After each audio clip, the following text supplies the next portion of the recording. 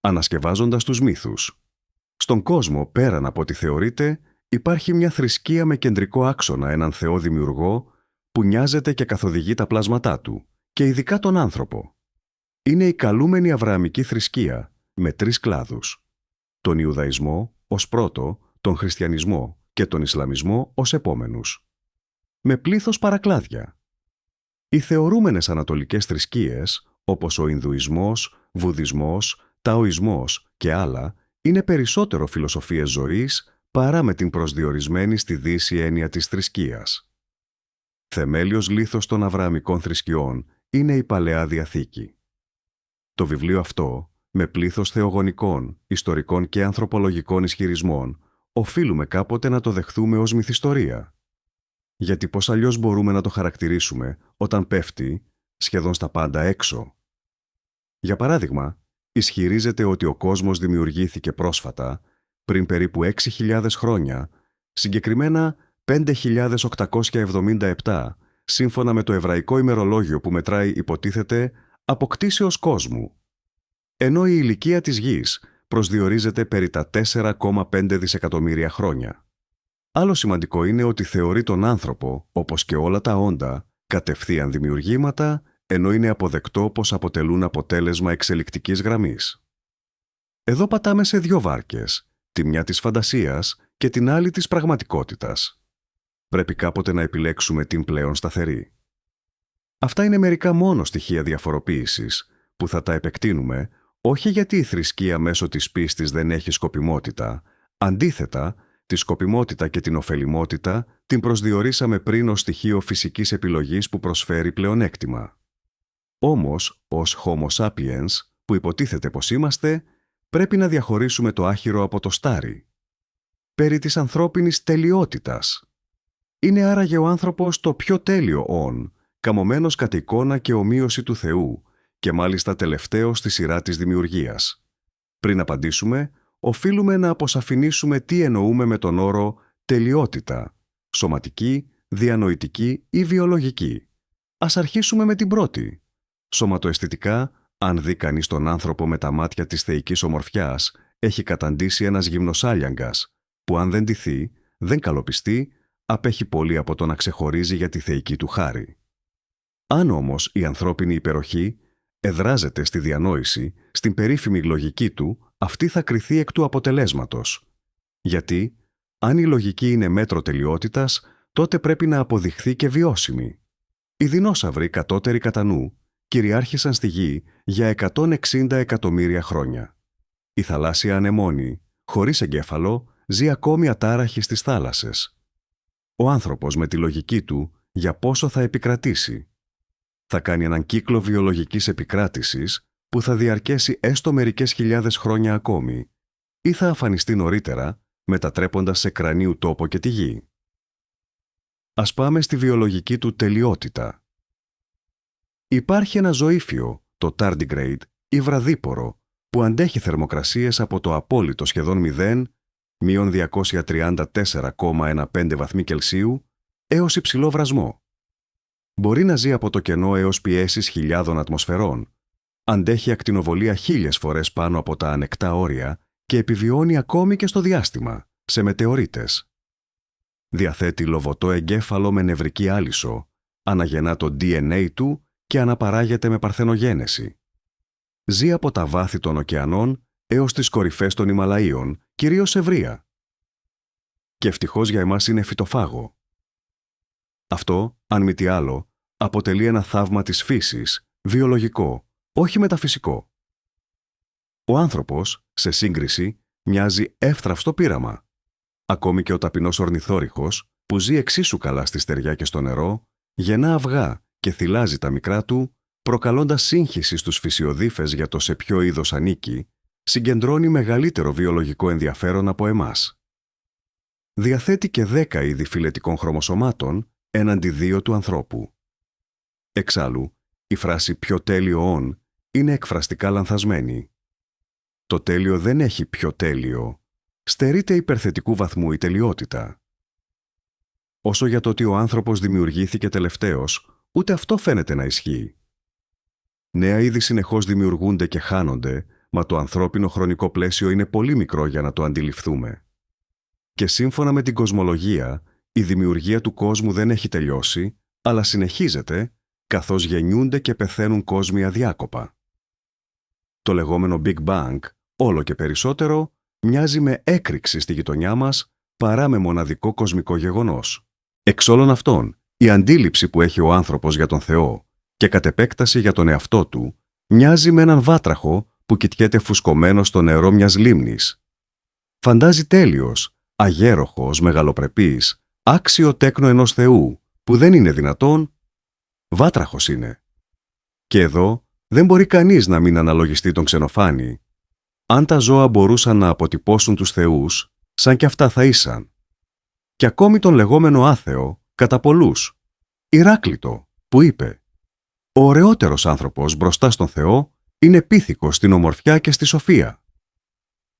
Το πιο αγαπητόν του Θεού. Μας αγαπάει περισσότερο από όλα τα άλλα πλάσματά του ο Θεός. Πώς μπορεί καταρχήν να μην έχουμε προνομιακή θέση απέναντί του αφού είμαστε κατά εικόνα και ομοίωση του πλασμένοι? Αντιγραφή υποτίθεται του εαυτού του. Είναι σαν να μην αποδέχεται τον εαυτό του. Ας το αφήσουμε όμως αυτό και ας πάμε στα αποδεικτικά στοιχεία της αγάπης. Εδώ τα πράγματα είναι κάπως μπερδεμένα. Ο Φρόιντ λέει ότι ο Θεός είναι σύμβολο πατρικό. Εξάλλου, ο άνθρωπος έχει σίγουρα μητέρα. Ο πατέρας του είναι πιο απόμακρος, μυθοποιημένος ενίοτε ως πρότυπο παιδιού. Η πατρότητα στους πρωτόγονους ανθρώπους ήταν σχεδόν άγνωστη. Πολλοί πίστευαν ότι η γέννηση ενός παιδιού οφειλόταν σε υπερφυσικές δυνάμεις, στα πνεύματα του δάσους που συνδεόντουσαν με ανάλογες θεότητες. Οπότε, το σύνδρομο αυτό, του πατέρα, κατά τον Φρόιντ, το προσδιορίζω αρχικά ως σύνδρομο του άγνωστου πατέρα. Το σύνδρομο αυτό ακολουθεί δύο δρόμους. Τον δρόμο του γιου, που προσπαθεί να είναι συνεπής προς τον πατέρα, αλλά και να τον ξεπεράσει, ή να τραβήξει κατά τον δρόμο του αγνοώντας τον και φθάνοντας ως και την πατροκτονία. Αυτό ως την συμπεριφορά του παιδιού. Ως προς τη συμπεριφορά του θεωρούμενου πατρός, εφόσον μιλάμε για Θεό, ας την αναλύσουμε. Δεδομένου ότι ο άνθρωπος είναι το τελευταίο και θεοκεντρικό δημιούργημα, παίρνει από τον πατρικό Θεό μια εντολή: να μην γευτεί τον καρπό της γεύσης του καλού και του κακού. Εδώ προκύπτει ένα ερωτηματικό. Γιατί θέλει ο πατρικός Θεός το ισόθεο παιδί του στην κρίση του χειρότερο και από ζώο? Υποφέρει ο Θεός από άνοια τύπου Αλζάιμερ, μα και εκεί ακόμα το καλό και το κακό υφίσταται. Μήπως η αγαθότητα του Θεού σχετίζεται με κάτι παραπλήσιο? Και τέλος καλά, η πανσοφία του Θεού, όπως προσδιορίζεται, αγνοούσε τι μέλει να συμβεί. Και εν πάση περιπτώσει, γιατί τόσο μένος και κατάρες μετά την πτώση. Και μετά αντιστρέφονται τα πράγματα. Ο πατρικός Θεός, μετανιώνοντας, στέλνει τον Υιό του τον μονογενή να θανατωθεί και να σώσει τους ανθρώπους.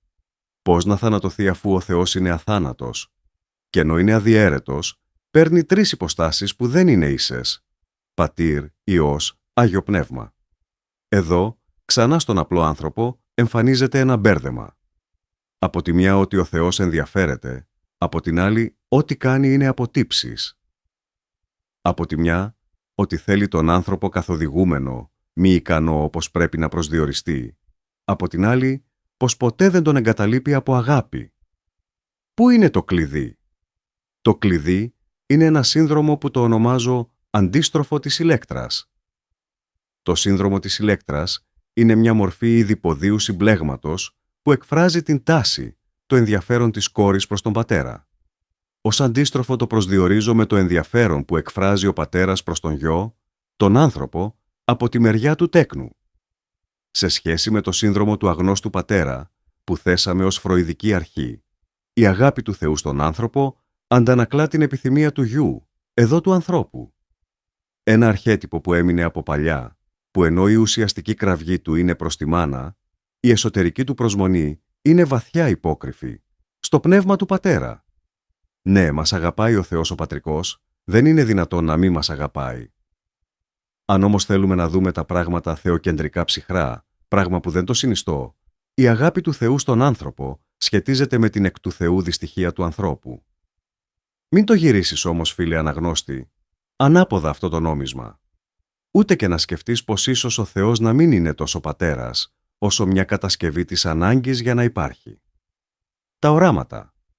Αν η θρησκεία, από ορμονικής πλευράς, στηρίζεται στην παραγωγή ψυχοτρόπων ουσιών, οι οποίες ενεργοποιούνται μέσω τελετουργίας, συναισθηματικής διέγερσης ή φόβου, τότε εύκολα κατανοούμε τη συμπληρωματική χρήση εξωτερικών ουσιών, με ήπιο εκπρόσωπο το διαχρονικό λιβάνι. Ωστόσο, τα αρχαία θρησκευτικά σκευάσματα ήταν πολύ ισχυρότερα. Επιδίωκαν την πλήρη ανατροπή της συνείδησης, προκαλώντας ιερή μανία, παραισθήσεις και οράματα. Χαρακτηριστικά παραδείγματα είναι το ποτό σαώμα ή χαώμα στον Ινδουιστικό Ζωροαστρισμό και ο μολυσμένος από εργοτιούχους μύκητες σίτος, που πιθανώς χρησιμοποιείται στα Ελευσίνια μυστήρια. Σήμερα, η θρησκεία έχει υποχωρήσει σε υπιότερες επιδράσεις. Ο ρόλος της εφορίας ή της μετάληψης αντικαθίσταται, εν μέρη, από τα σύγχρονα αντικαταθλιπτικά και αγχολητικά, τα οποία δρούν ως νεωτερικά ιερά σκευάσματα. Η τελετουργία χάνει τον υπνοτικό της χαρακτήρα, η πίστη πάβει να είναι έκσταση και από τα χρόνια σε πολλούς μετατρέπεται σε βεβαιότητα. Πίστη επαναλαμβανόμενη καταλήγει αυταπόδεικτη αλήθεια. Ένα ιδιαίτερο φαινόμενο της θρησκευτικής γενετικής είναι ο οραματισμός. Σε αντίθεση με τον επαγγελματικό ή δημιουργικό οραματισμό, που αποτελεί συνειδητή προβολή ενός στόχου εν εγρηγόρση, ο θρησκευτικός είναι ένα ζωντανό όνειρο με έντονη αισθητηριακή συμμετοχή. Ο πιστός εισέρχεται σε κατάσταση νευρολογικής υπερδιέγερσης ή βραχικυκλώματος, όπου η εγκεφαλική λειτουργία μετατοπίζεται σε περιοχές του limbic system, μετεχμιακό σύστημα, και του default mode network, δημιουργώντας το αίσθημα επικοινωνίας με το απόλυτο. Εκτός φυσικά, αν ο οραματιζόμενος προσποιείται. Δεν μπορούμε ωστόσο να εξισώνουμε όλους τους οραματιστές προς τον Θεό. Περιπτώσεις όπως του Ζωροάστρη, του Μωυσή, του Χριστού, του Αποστόλου Παύλου ή του Μωάμεθ απαιτούν ξεχωριστή ιστορική, κοινωνιολογική και ψυχολογική ανάλυση. Ενίοτε, ο οραματισμός λειτουργεί ως εσωτερική κάθαρση, άλλοτε ως επιβεβαίωση μιας αποστολής και άλλοτε ως μηχανισμός ανάκτησης ελέγχου σε ένα εχθρικό ή καταπιεστικό κοινωνικό περιβάλλον. Κοινό σημείο πάντως σε πολλούς θεόπνευστους οραματιστές είναι η προέλευσή τους από κατώτερες μορφωτικές τάξεις. Η προσωπική τους ανάταση εκφράζεται ως θεϊκή εκλογή, ενώ αυτοί που τους ακολουθούν το κάνουν είτε από ευπιστία, είτε από υπαρξιακή ανάγκη, ενώ μια κυριαρχική κάστα βολεύεται από το ηγετικό συμφέρον. Η εξουσία είναι το πιο ισχυρό διαγερτικό. Και από εκεί, ο δρόμος προς τη θρησκευτική βία είναι σύντομος. Το όραμα γίνεται εντολή και η εντολή σπαθεί προς τους απίστους. Γι' αυτό είναι κρίσιμο να υπερβούμε τις θεότητες φύλαρχους και να προχωρήσουμε στη σύλληψη μιας ενιαίας, απρόσωπης δύναμης, χωρίς καταγωγή και ρατσιστικές προτιμήσεις. Διότι δεν υπάρχουν άνθρωποι ενός κατώτερου θεού, παρά μόνο ανώτεροι θεοί σε κατώτερους ανθρώπους. Ο θρησκευτικός ρατσισμός είναι ίσως η πλέον επικίνδυνη μορφή ιδιοτέλειας, που δεν υποβαθμίζει μόνο ανθρώπους, αλλά και την ίδια τη δυνατότητα της συνείδησης. Γι' αυτό και εκτιμώ τους έγχρωμους που αποδέχονται έναν λευκό Θεό και σέβομαι τους Εσκιμώους που φαντάζονται τον παράδεισο γεμάτο φώκες. Οι θρησκευτικές αντιλήψεις είναι πολιτισμικές μεταβλητές, φορούν τα χρώματα και τις ανάγκες κάθε κοινωνίας και αντανακλούν τα πρότυπα που αυτή προάγει. Αντιθέτως, απεχθάνομαι κάθε μορφή ιερού μιλιταρισμού, είτε προέρχεται από χριστιανούς σταυροφόρους, είτε από ημισελληνιασμένους μουσουλμάνους, είτε κηρύσσει τον μοναδικό αληθινό δρόμο, είτε το μοναδικό σωτήριο αίμα. Το ουσιώδες είναι πως τα αποθυμένα προβάλλονται στα οράματα και η ανάγκη για πραγμάτωσή τους οδηγεί συχνά σε καταστάσεις που ακροβατούν μεταξύ της θείας έμπνευσης και της πόρτας του ψυχιατρίου. Σήμερα, χάρη στην πρόοδο της επιστήμης, αν κάποιος ισχυριστεί ότι είδε ή μίλησε με τον Θεό, πρέπει να παραπεμφθεί για ψυχιατρική εξέταση και μαγνητικές τομογραφίες, αναζητώντας νευρονικές αιχμές, ηλεκτρικά επεισόδια ή σχιζοτυπικές διαγέρσεις. Παρ' όλα αυτά, για πολλούς πληθυσμούς, ακόμη και σήμερα, η επιληψία θεωρείται ιερή κατάσταση. Ίσως επειδή η φύση της συνείδησης παραμένει τελικά ένα από τα τελευταία πραγματικά άλυτα μυστήρια. Ο κατακλυσμός. Ένας από τους βασικούς σκοπούς των μύθων είναι να προσδίδουν στα γεγονότα ιδεολογική σκοπιμότητα και νόημα μέσα από ηθική ή θεϊκή σχετικότητα. Ένα τέτοιο είναι και η περίπτωση του μύθου του κατακλυσμού. Ωστόσο, η ύπαρξη μεγάλων πλημμυρικών γεγονότων δεν είναι αποκλειστικά μυθική. Είναι ιστορικά και γεωλογικά επιβεβαιωμένη. Όμως, τα αρχαιολογικά ευρήματα δεικνύουν ότι δεν υπήρξε ένας μόνο κατακλυσμός, αλλά πολλοί, καταγεγραμμένοι ή διατηρημένοι ως πιο φρέσκοι οι τελευταίοι στη μνήμη λαών, από τη Μεσοποταμία, την Ινδία, τη Μεσόγειο, μέχρι τα παράλια της Αμερικής. Όπως όμως ο μύθος του Τροϊκού πολέμου μιας δεδομένης εποχής οδήγησε στην ανακάλυψη της Τρίας, έτσι και οι μύθοι του κατακλυσμού και ειδικά του τελευταίου του Νόε, φαίνεται πως έχουν τη ρίζα τους σε πραγματικά γεγονότα. Η πόλη Ουρ της Μεσοποταμίας, η οποία θεωρείται η πατρίδα του, όπως και του Αβραάμ, βρέθηκε κάτω από 7 μέτρα λάσπης, ως ένδειξη καταστροφικής πλημμύρας. Σημαντικές αφηγήσεις κατακλυσμών υπάρχουν και στον μύθο του Ουτναπιστίμ, στο έπος του Γκιλγκαμές, του Ατράχαρση των Βαβυλωνίων, του Ζιουσούντρα των Σουμερίων, καθώς και στους ελληνικούς του Ογίγου, του Δευκαλίωνα και του Δαρδάνου. Ο κατακλυσμός του Νόε δεν φαίνεται να προήλθε αποκλειστικά από βροχή, αλλά από εισρωή θαλάσσιων υδάτων στον Περσικό κόλπο από τον Ινδικό, λόγω της ανόδου της στάθμης των θαλασσών στο τέλος της Πλειστοκαίνου, από το λιώσιμο της εποχής των Παγετώνων. Τα νερά, υψώνοντας τη στάθμη των θαλασσών, Ατλαντικού και Ειρηνικού, εισέβαλαν από τα στενά του Ορμούζ στον Περσικό κόλπο, αλλά και από το Γιβραλτάρ στη Μεσόγειο, μετατρέποντας τις λιμνώδεις πεδιάδες σε θάλασσες. Αν η πλημμύρα ήταν από βροχή, η κυβωτός του Νόε ή και οποιαδήποτε άλλη θα είχε παρασυρθεί όχι βόρεια, προς το Αραράτ, αλλά νότια, προς τη θάλασσα, όπου εκβάλλουν οι μεγάλοι ποταμοί, Τίγρης και Εφράτης. Και στην Ελλάδα το ίδιο, στο Αιγαίο, θα κατέληγε η κυβωτός του Δευκαλίωνα και της Πύρας και όχι βορειοδυτικά, στο όρος Παρνασσός. Η άνοδος της στάθμης των θαλασσών από το λιώσιμο των Παγετώνων είναι ένα φαινόμενο που συνεχίζεται ακόμα, με ρυθμό που υπολογίζεται περίπου στο 1 μέτρο ανά αιώνα στη Μεσόγειο. Το Παυλοπέτρι στην Πελοπόννησο και η πρώιμη Επίδαυρος, που είναι μέσα στο νερό, είναι 2 εμφανή στοιχεία. Ο Ηρόδοτος γράφει ότι, στην εποχή του, τα πλοία που πέρναγαν από το Γιβραλτάρ σήκωναν με τις καρίνες τους λάσπη. Η ιστορία της Μεσογείου, διαποτισμένη από μύθους, όπως εκείνος της Σκύλας και της Χάριβδης, ίσως κρύβει γεωλογικές πραγματικότητες, όπως σεισμικές μετατοπίσεις, καταβυθίσεις και ξαφνικές εισρωές υδάτων από τον Ατλαντικό. Εκεί όπου ο μύθος και η επιστήμη αγγίζονται, ο άνθρωπος δεν απορρίπτει το παρελθόν ως φαντασία, αλλά το κατανοεί βαθύτερα. Γιατί ο μύθος δεν είναι ψέμα, αλλά η γλώσσα του τραύματος και της μνήμης, μια προσπάθεια ερμηνείας του κόσμου πριν από την επιστημονική μέθοδο, και ίσως γι' αυτό ακόμα πιο ανθρώπινη και συγκινητική, προσφέροντας και ιστορικά μυθοποιημένα στοιχεία. Περί Αδάμ και Εύας. Ο μύθος του Αδάμ και της Εύας αποτελεί στο βάθος ένα θεμελιώδες πατριαρχικό αφήγημα της δυτικής θρησκευτικής παράδοσης. Μέσα από αυτό συγκροτούνται αντιλήψεις για το φύλο, την εξουσία και την ανθρώπινη φύση. Μια κριτική ανάγνωση του αποκαλύπτει ότι το αφήγημα αυτό δεν είναι ουδέτερο ή αθώο, αλλά εξυπηρετεί σκοπιμότητες, ιδεολογικές δομές κυριαρχίας και καλύπτει τη βιολογική και εξελικτική πραγματικότητα με μανδύα θεϊκής πρόθεσης. Η απεικόνιση του Θεού με ανδρικά χαρακτηριστικά στην Παλαιά Διαθήκη δεν είναι θεολογικά αναγκαία, αλλά πολιτισμικά κατασκευασμένη. Αντανακλά τις πατριαρχικές κοινωνικές δομές των αρχαίων λαών της Εγγύης Ανατολής και θεσπίζει μια θεϊκή αρενοπότητα που νομιμοποιεί την ανδρική κυριαρχία και την υποταγή του θηλυκού. Στη δεύτερη αφήγηση της δημιουργίας, Γένεση 2, η Εύα παρουσιάζεται ως παράγωγο του άνδρα, δημιουργημένη από την πλευρά του Αδάμ. Η εβραϊκή λέξη τισελά, τσελά, σημαίνει και πλευρά και πλευρικό μέρος, αφήνοντας ανοιχτό το ενδεχόμενο μιας μη ισότιμης μεταφορικής ανάγνωσης ότι η γυναίκα οφείλει να είναι πλάι στον άντρα, καταγόμενη από το πλευρό του. Αντίθετα, στην πρώτη αφήγηση, Γένεση 1:27, δηλώνεται ρητά ότι ο Θεός δημιούργησε τον άνθρωπο κατά εικόνα του, άρεν και θήλη, υποδεικνύοντας ταυτόχρονη δημιουργία και πλήρη ισοτιμία των φύλων.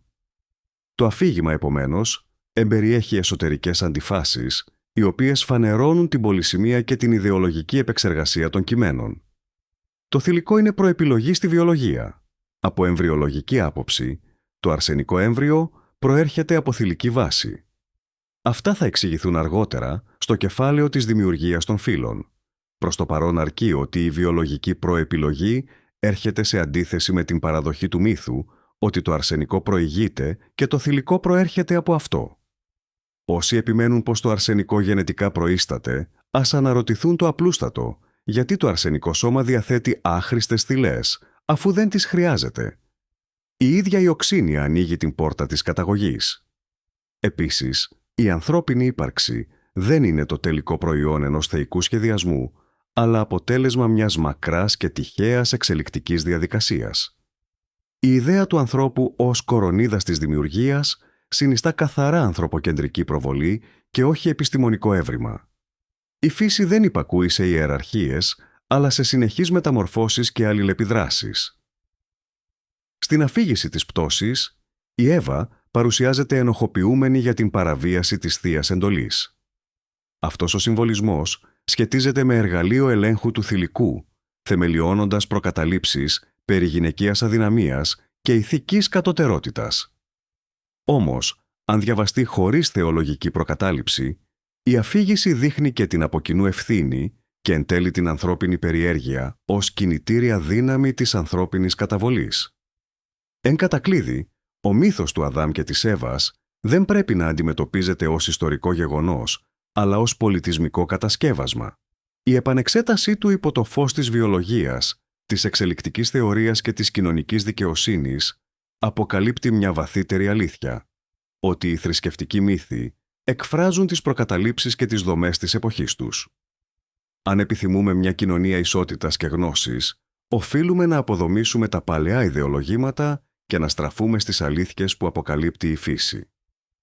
Όχι στη συμβολική τους παραμόρφωση, αλλά στην ουσιαστική τους ανάγνωση, πέρα από τις ανθρώπινες προβολές και τις πολιτισμικές διαστρεβλώσεις.